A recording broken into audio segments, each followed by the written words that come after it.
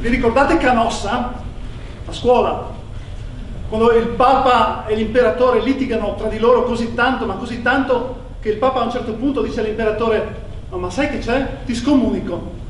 E l'imperatore, che non può permettersi di essere scomunicato, gli tocca scendere dalla Germania e andare a chiedere scusa al Papa. E va allora l'imperatore a Roma, il Papa non c'è, è a Canossa, allora va a Canossa e lì si prostra per una settimana intera e il Papa lo perdona. E così l'imperatore a questo punto dice: bene, torno in Germania.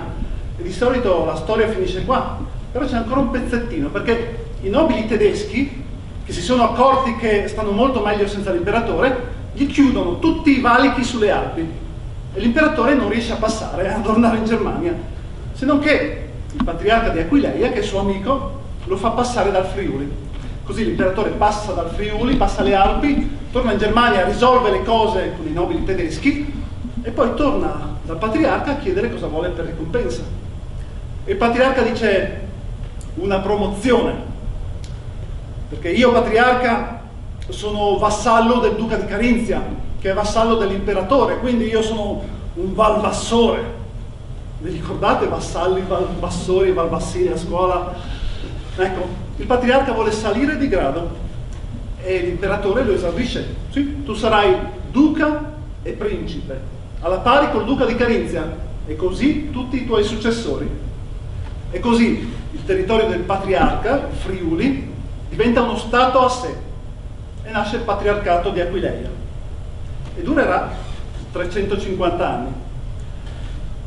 Ora, la storia del patriarcato è come una serie televisiva. Sì, ci vedi proprio la tecnica dello sceneggiatore delle serie TV. Mentre sta succedendo una cosa enorme, lui ci mette dentro piccole storie che diventano sempre più grandi, poco a poco, così quando la cosa enorme finisce, tu devi sapere queste storie che si sono sviluppate nel frattempo come vanno a finire e devi continuare a vedere puntate su puntate. Ecco, la storia del patriarcato è così. E siccome vi parlo dei Savognani e della caduta del patriarcato, facciamo avanti veloce col telecomando e andiamo avanti di 300 anni, almeno fino agli anni 80 del 300. Ecco, e per facilitarvi la cosa non vi parlerò tanto di date, però facciamo questa cosa qui. Adesso siamo che anno? Nel 21. Il 20 è quando cade il patriarcato, il 20, l'anno scorso. Quando vi dico gli anni 80, voi pensate ai vostri anni 80, quelli dei capelli cotonati e delle musicassette, va bene? Vediamo la caduta del patriarcato che arriva. Quindi, anni 80. Come le serie TV. Cosa è successo nelle puntate precedenti? 10 secondi. Negli anni 70? La guerra del patriarcato contro Venezia. Abbiamo combattuto a Belluno, a Treviso, in Istria. Ci siamo alleati con Padova, ci siamo alleati con Genova che ha mandato le sue galere, le navi fino su nell'Adriatico, ci siamo alleati con l'Ungheria, ci siamo alleati con l'Austria, con tutti questi alleati. Abbiamo vinto, il patriarcato ha vinto contro Venezia. Che puntate! E poi i sceneggiatori, prima della fine dell'ultima puntata, cosa hanno fatto? È morto il patriarca, il nostro capo. E adesso cosa succederà? Ecco cosa succede. Salta fuori dal nulla, improvvisamente, il Papa, che dice: signori, io mi ero prenotato per scegliere il prossimo patriarca. E chi è questo? Cosa vuole? Allora, bisogna un po' capire che Papa è. C'è appena stato lo scisma, vi ricordate? Un Papa a Roma, un altro Papa ad Avignone e ognuno ha scomunicato l'altro. Ecco, il Papa di Roma ha questo amico francese che ha fatto carriera nella Chiesa, e per un po' il francese è stato anche patriarca di Gerusalemme, che è un patriarcato senza sede, quindi lui stava a Roma e si prendeva i soldi. E poi quando c'è stato lo scisma, il francese non è stato dalla parte del Papa di Avignone, è stato dalla parte del Papa di Roma. E il Papa di Roma, grazie, e l'ha fatto cardinale. E poi, grazie ancora, e l'ha fatto vescovo. E poi adesso, ciao, siamo ancora amici, vero? E lo fa patriarca d'Aquileia. Philippe d'Alençon si chiama il fenomeno. E insomma, a Udine sono incazzatissimi. Mandano una delegazione al Papa per dire dacci un patriarca vero. E il Papa, no ma dai, è vero, dai su. Intanto Filippo prende il carro, prende la scorta e viene in Friuli. E viene accettato da Aquileia. Viene accettato da Cividale. Udine no, non ci sta. Convoca il Parlamento della Patria, tutte le città, tutte nel Parlamento. Il Parlamento si riunisce, vota e accetta Filippo come patriarca. No, Udine non ci sta! Dice, se rinuncia a fare il cardinale va bene, se no no. È la libertà che è in gioco. Cosa? Sì, se il nostro capo è suddito di un altro capo e il cardinale è suddito del Papa, allora noi siamo sudditi del Papa. Ah! E tutto il Friuli si spacca su questa cosa. Dentro le città si spaccano su questa cosa, si litiga fin dentro le case. Ma sì, ma il Papa, ma no, non è giusto. Ah. Nel frattempo Filippo è arrivato in Friuli, giustamente.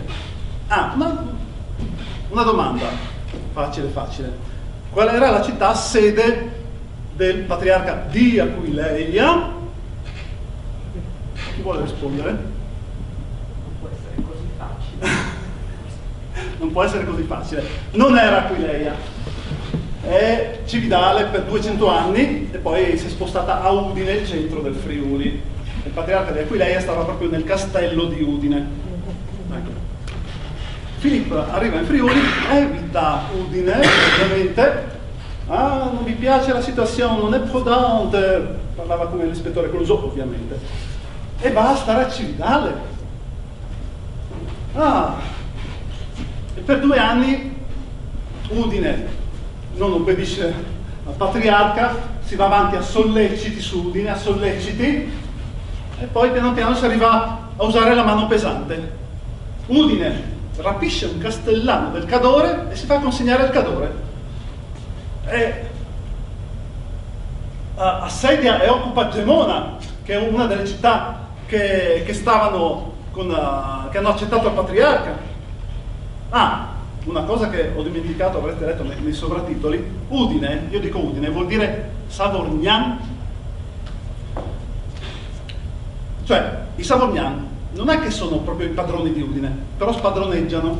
Quando si riunisce il consiglio della città, su ogni cosa si sente cosa ne pensa Federico Savorgnan, che non fa parte del consiglio. Capito? Quindi, siamo arrivati alle mani pesanti. Abbiamo preso Gemona e Cividale si incazza. Manda fuori i soldati, brucia le campagne intorno a Udine, brucia i mulini. Federico Savorgnan riesce a convincere gli altri comuni a fare una lega contro Cividale. Cioè, i Savorgnan sono già padroni di Udine, stanno diventando padroni del Friuli. E prima di venire alle mani, il patriarca cerca un alleato contro Udine. Eccolo là, i Carraresi di Padova, loro sì che sono forti. Infatti muovono appena le truppe e Udine si arrende. Va bene, accettiamo il patriarca. Finita qui? No, ormai le cose hanno cominciato a muoversi. Venezia è infastidita che questo suo vicino di Padova stia allungando le mani sul Friuli. E così manda soldati a Udine in difesa della libertà e si crea un'altra lega. Udine ormai sta col patriarca, si crea una lega contro Padova. Però Udine dice, è colpa tua patriarca che li hai chiamati contro di noi. Ah sì, dice il patriarca, dai guarda, io nomino i miei vicari dei padovani. Ah sì, dice Venezia, dai noi nominiamo Federico Savorgnan nel nostro maggior consiglio. E Padova fa lo stesso con altri nobili friulani, vedete? Stanno tutti allungando le mani, mettendo il piedino dentro il Friuli.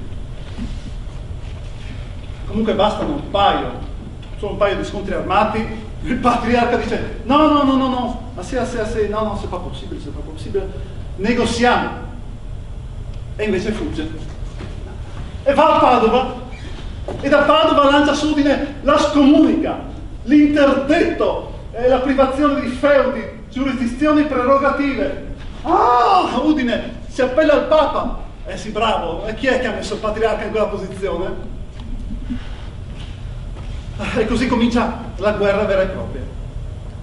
Per farvi capire con quale apprensione si viveva il capitano che perde Spilimbergo, il capitano udinese, fugge da Spilimbergo, arriva a Udine e dice ho perso Spilimbergo. Viene linciato dalla folla e il suo cadavere è esposto in piazza. Il Papa interviene e manda in Friuli il patriarca di Gerusalemme per cercare di fare la pace. Il patriarca di Gerusalemme per prima cosa toglie la scomunica da Udine. Così, però poi gira per il Friuli per 6 mesi e non riesce a far fare la pace. E il Papa, dai, almeno una tregua! Sì, ma non è mica facile, perché Udine, ci sono le lettere, tutte lettere. Udine riceve le lettere da Venezia che dicono non fatevi fregare. E così Udine resiste. Un altro episodio della guerra. A Sacile si riuniscono soldati veneziani e mercenari tedeschi. Litigano tra loro. Sì, io dico litigano. I tedeschi vengono fatti a pezzi e quelli che riescono a scappare si riuniscono a Cividale e da lì saccheggiano tutto mezzo Friuli. Poi contribuiscono i Padovani. I Padovani stanno col patriarca. In un momento fuori controllo saccheggiano Aquileia, comprese i monasteri e le chiese. Venezia, dai, dice a Udine, dai, vi mandiamo aiuti. Udine aspetta questi aiuti, li aspetta per un anno intero, rifiuta perfino un'offerta di pace per aspettare questi aiuti. E quando finalmente Venezia si decide a mandare gli aiuti, il Papa decide che basta, questo Filippo lo manda da un'altra parte. Oh, in Germania superiore, oh, con 2000 fiorini d'oro.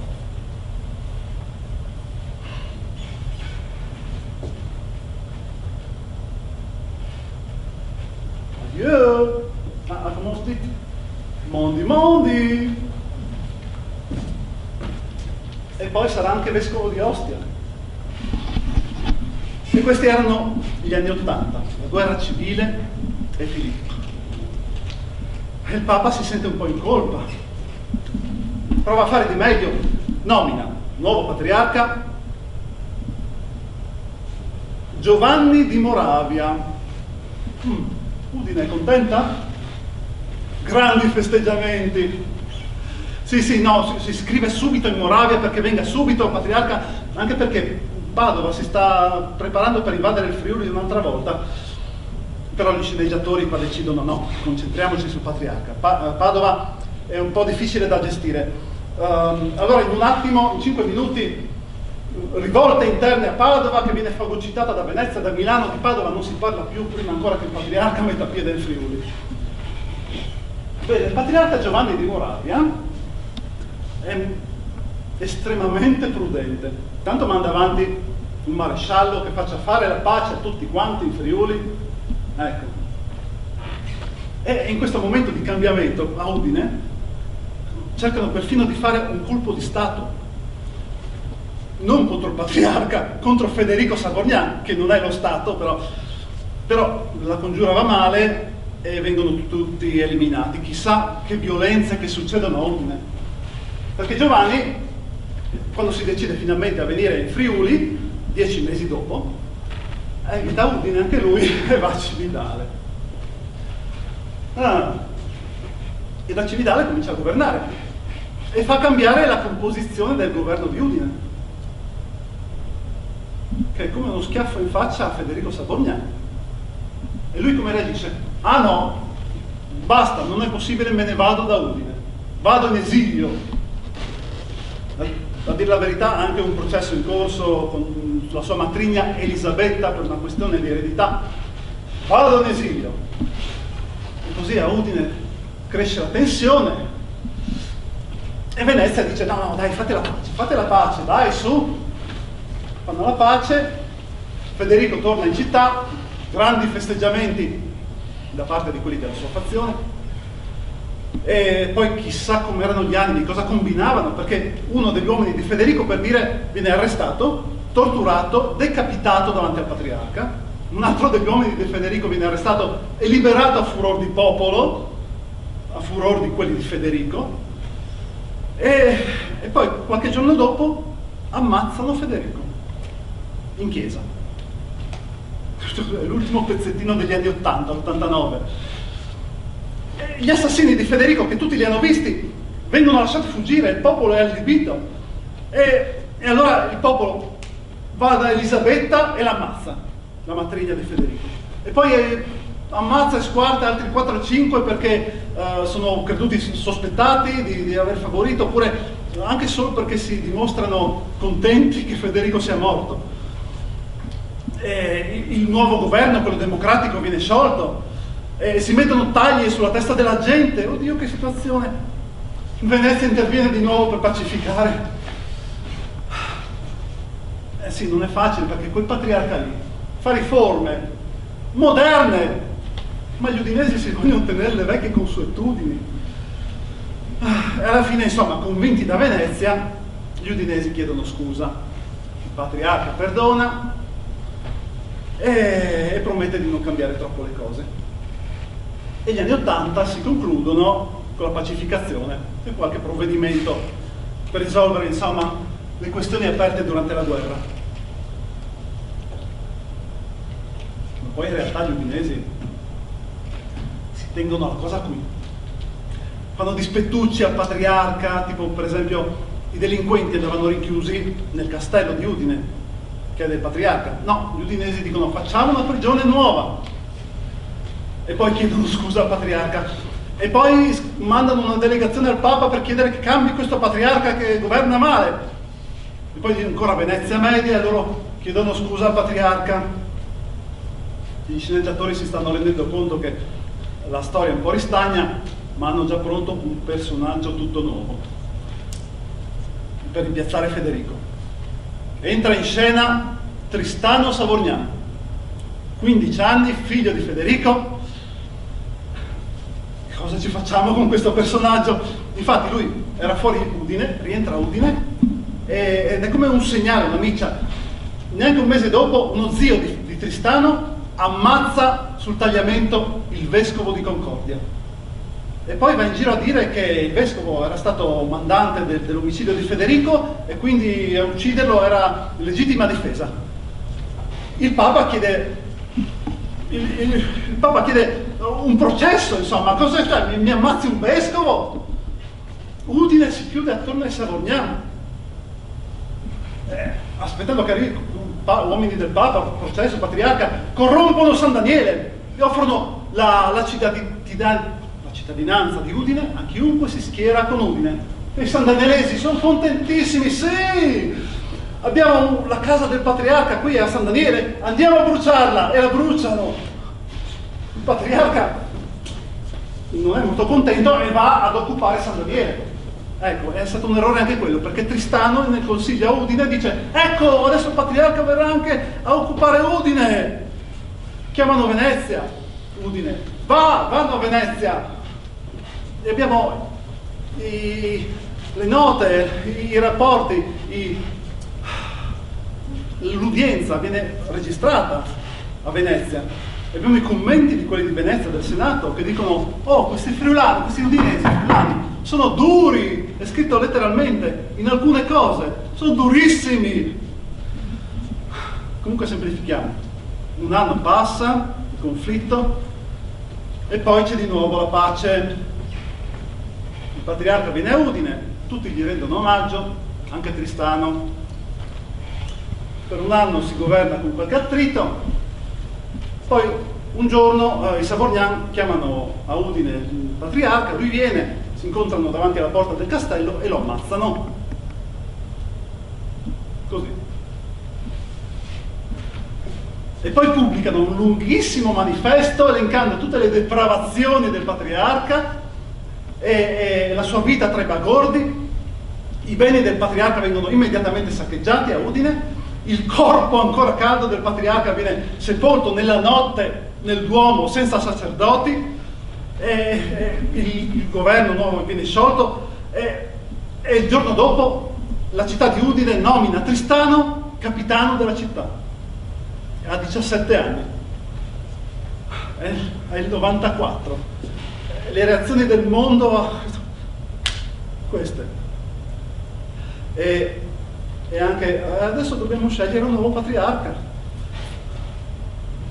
Un nuovo patriarca, e chi vuole farlo? Ci sono varie proposte, Udine fa delle proposte, Cividale fa delle proposte, e il Papa, no, né quelle, no, in capo a 2 mesi sceglie uno giovane, ha in mente uno di 35 anni, Antonio Caetani. Antonio Caetani, una scelta assolutamente neutra, va bene a tutti. Va bene, Caetani, ok, un po' intimorito, manda avanti degli ambasciatori, ma insomma a Friuli sembra tutto tranquillo. Allora viene in Friuli, viene a Udine, questa volta, lui bravo, si occupa di questioni ecclesiastiche, bravissimo, fa il giudice, molto bene, anzi addirittura quando va per un po' a Cividale gli udinesi si lamentano perché viene a mancare il potere giudiziario. Tristano, è tranquillo, cioè sì, ha una scomunica pendente sulla testa Tristano, e voi direte sì, ovviamente, almeno quello. Però grazie a Caetani, assolutamente non intimorito, vero? Gli viene tolta la scomunica.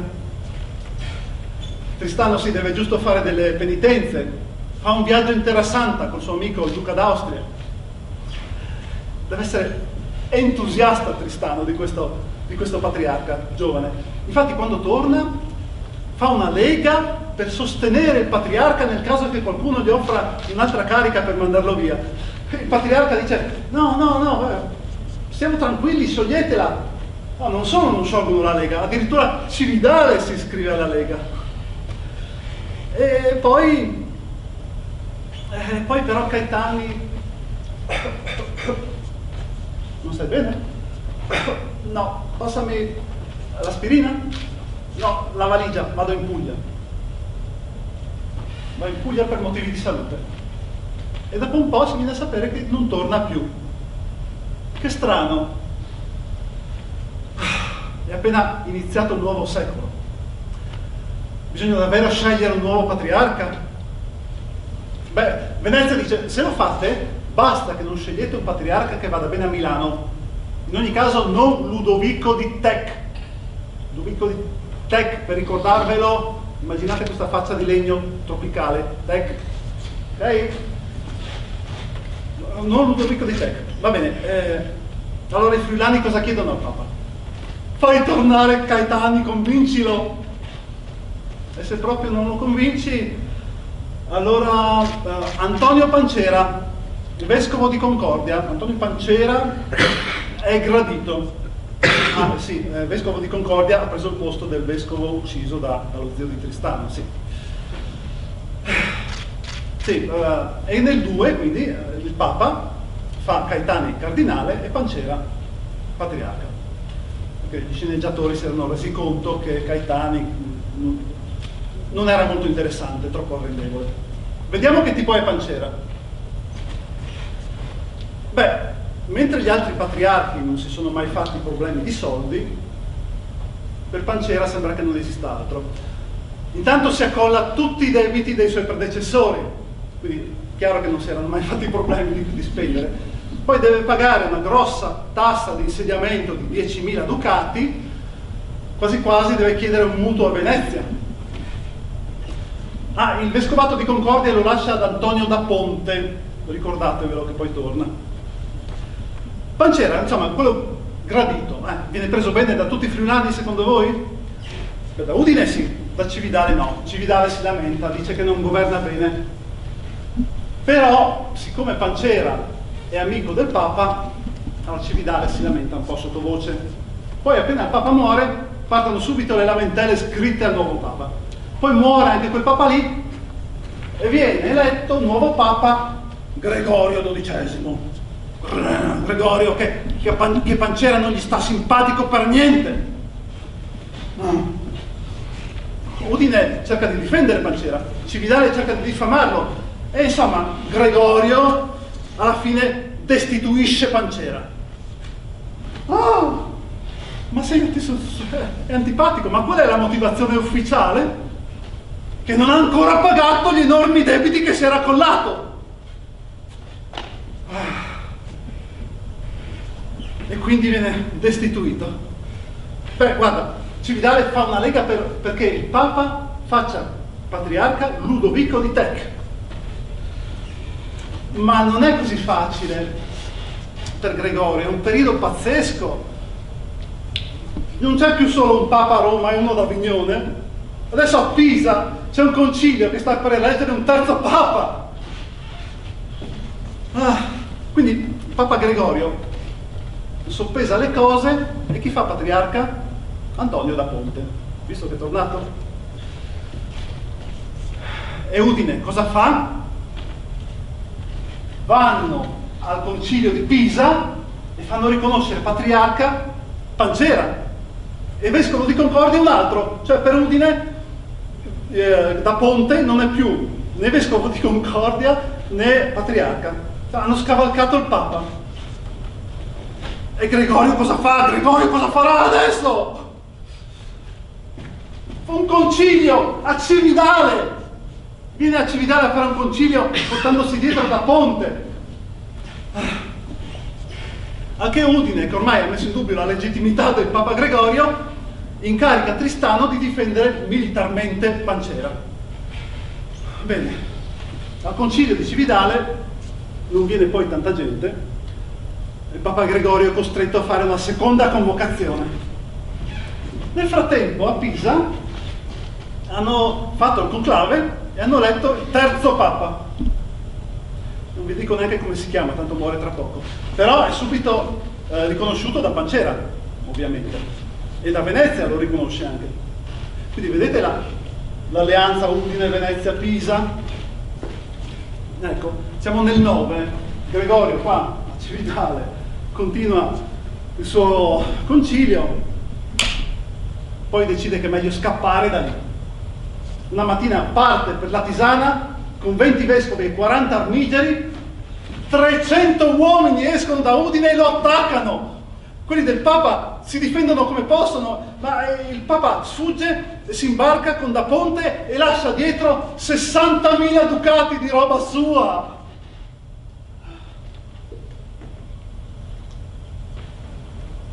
Pancera invita tutti ad obbedire al nuovo Papa di Pisa. No, Cividale ovviamente si rifiuta. E uno poi si chiede se stare con un Papa o con l'altro fosse una questione di fede. No, anzi, succede che Venceslao, l'imperatore, siete stati a Praga, piazza Venceslao, quella enorme, lui approfitta, viene giù e prende Monfalcone. E quelli di Cividale cosa fanno? Lo aiutano a prepararsi per invadere il Friuli. E così arriviamo di nuovo a una guerra tra Udine e Cividale. Ecco, a Pisa è già morto il Papa, il terzo Papa, e ne hanno fatto uno nuovo. Di questo vi dico il nome. Giovanni XXIII. Già sentito? Il Papa Buono, 1960. Ecco, no, nessun errore, solo che questo dovrebbe farvi intuire che fine faranno nella memoria questi papi di Pisa. Bene, Papa Giovanni XXIII cerca di mettere pace. Da Cividale hanno un suggerimento: allora dai a Pancera un altro incarico e scegli un patriarca che vada bene a tutti. Sì, ma Pancera non molla l'osso, fa notare che ha già pagato 45.000 fiorini d'oro, E allora cosa può fare Papa Giovanni? Può aiutare Udine contro Cividale, perché Venceslao è anche amico suo. Aspetta un attimo, Udine sta con Giovanni, Giovanni è amico di Venceslao, Venceslao sta con Cividale, siamo tutti amici! E così, dai, trovano un accordo. Cividale da parte sua riconosce Papa Giovanni e Papa Giovanni da parte sua fa Pancera cardinale. E Pancera scrive a Udine: che faccio? Insomma, ma alla fine accetta. E così anche Pancera è fuori. Adesso mancano 10 anni alla fine del patriarcato. Ve lo dico perché devo farvi una piccola spiegazione. Entrerà in scena il re d'Ungheria. Ma chi è sto barbaro? Ecco, no. Il re d'Ungheria è solo il suo titolo più alto. Lui in realtà si chiama Sigismondo di Lussemburgo. Ed è fratello di Venceslao, che ha detto non faccio più l'imperatore. Quindi Sigismondo, re d'Ungheria, è praticamente il prossimo imperatore. Ed è soprannominato la Volpe Rossa, perché è rosso di capelli e intelligentissimo. E quindi uno così è meglio averlo come amico o come nemico. E poi c'è Pippo Spano, il suo capitano generale, al comando di 15.000 cavalieri. Cioè, immaginatevi un cavaliere qui sotto. Cavallo, cavaliere, armatura, 500 kg. Ecco, una fila di questi cavalieri, di 100 cavalieri così. 50 tonnellate. E adesso c'ho 150 di queste file, tutte al comando di Pippo. Quindi se adesso, fino adesso abbiamo riso, ora arrivano i pezzi grossi. Sigismondo, imperatore. Pippo Spano. Ah, invece, quando dirò i duchi d'Austria, non vuol dire assolutamente qualcuno che sta con l'imperatore. Possono anche combattere contro di lui. Ecco, detto questo, andiamo avanti. 10 anni alla fine del patriarcato. Allora, dicevo che buttato fuori Pancera, torna la pace? In realtà non erano altro che tregue, con una scadenza. Quando scadono, Cividale prende, saccheggia mezzo Friuli, poi si fa un'altra tregua. Cioè, a Venezia girano un po' le balle, perché insomma, per i soldi, non per altro, perché con tutti questi conflitti le merci non riescono a passare, i mercanti arrivano a Venezia e dicono ci hanno sequestrato la merce. Quindi Venezia foraggia Tristano, gli manda soldi perché rafforzi le difese. Tristano, Udine cerca di allearsi con i duchi d'Austria contro Sigismondo, però non serve a niente. Sigismondo manda Pippo in Friuli, 15.000 cavalieri, e Pippo in 40 giorni conquista tutto il Friuli. E gli austriaci neanche si vedono. Praticamente Pippo come conquista? Si mette davanti a una città e quella si arrende. Quei pochi che non si arrendono e che lo costringono a combattere, lui combatte, vince, e poi fa tagliare una mano e strappare un occhio a tutti quelli che combattono per Venezia. E quando Pippo passa da Udine, Tristano fugge e va a rifugiarsi nel suo castello di Savorniano sopra Povoletto.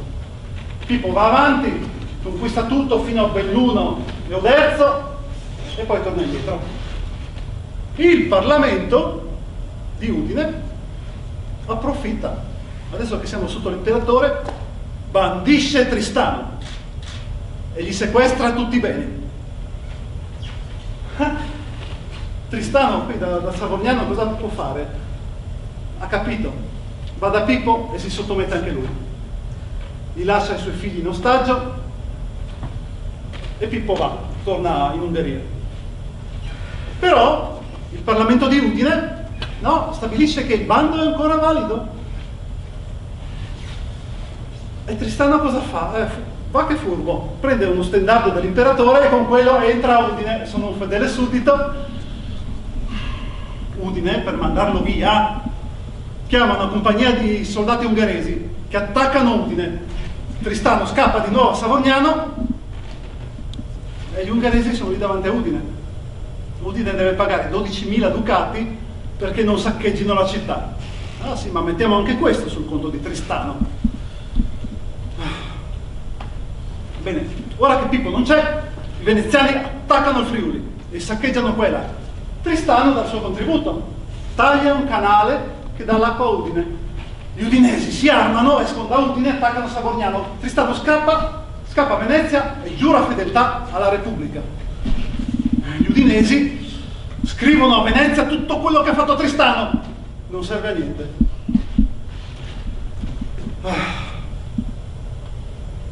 Non serve a niente. Tristano resta con Venezia.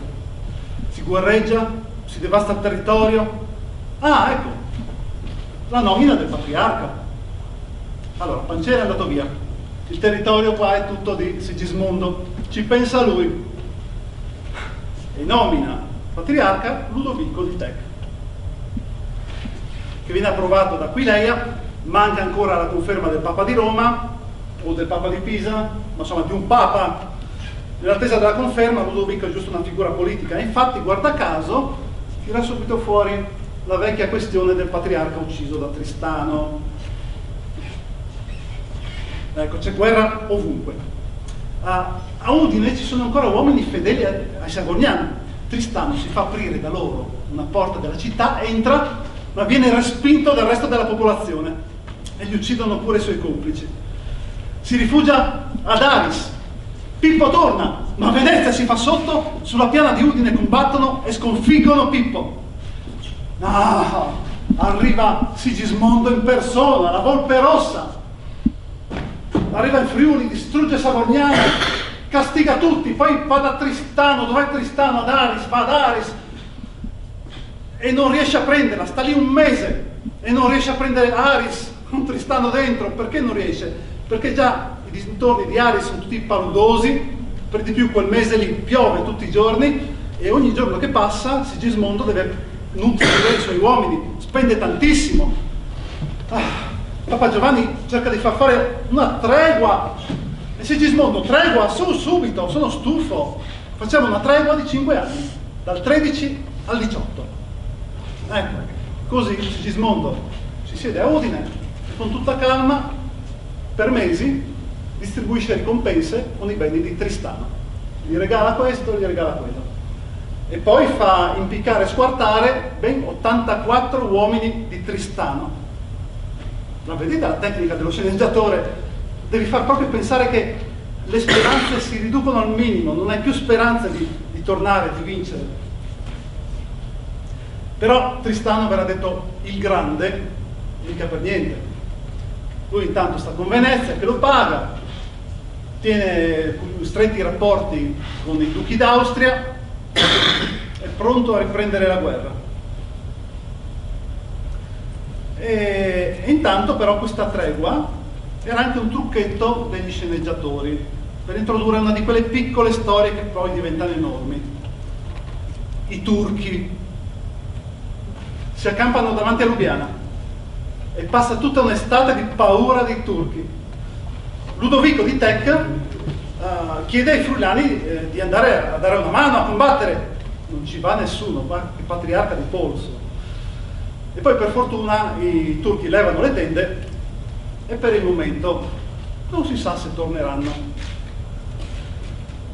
E insomma, tregua 13-18, sta per finire la tregua, nessuno parla di terminare la guerra, di fare la pace, tutti si riprendono, si preparano per riprenderla. Udine ha paura di Tristano.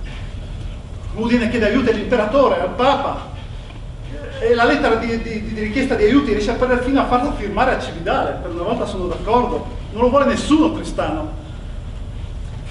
Nel frattempo l'imperatore è riuscito, ha fatto un concilio, è riuscito a far dimettere tutti e tre i papi. Adesso ce n'è uno solo, Martino, nuovo, che riconosce Ludovico di Tech e gli dice: stai buono. Però la guerra arriva lo stesso. E arriva Tristano, attacca Udine, saccheggia le campagne. Venezia lo aiuta, ovviamente, manda balestrieri, barche armate, saccheggiano Aquileia, anche il monastero delle monache. Il patriarca Ludovico non riceve nessun aiuto. L'imperatore è occupato con le rivolte in Boemia. Il Papa sta chiudendo il concilio. E allora Ludovico decide di negoziare, di mandare degli ambasciatori a Venezia. E gli sceneggiatori decidono che è arrivato il momento di una puntata comica.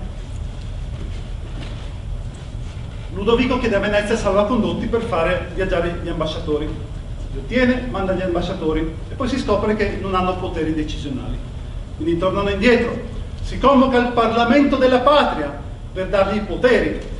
Si chiedono a Venezia salvacondotti perché quelli che devono venire al Parlamento possano attraversare i territori occupati. Si riunisce il Parlamento, si nominano gli ambasciatori, si mandano a Venezia e quelli non concludono niente. Ma una cosa dovevate chiedere, che Tristano non torni a Udine. Venezia chiede una condizione, di avere Sacile in ostaggio temporaneo.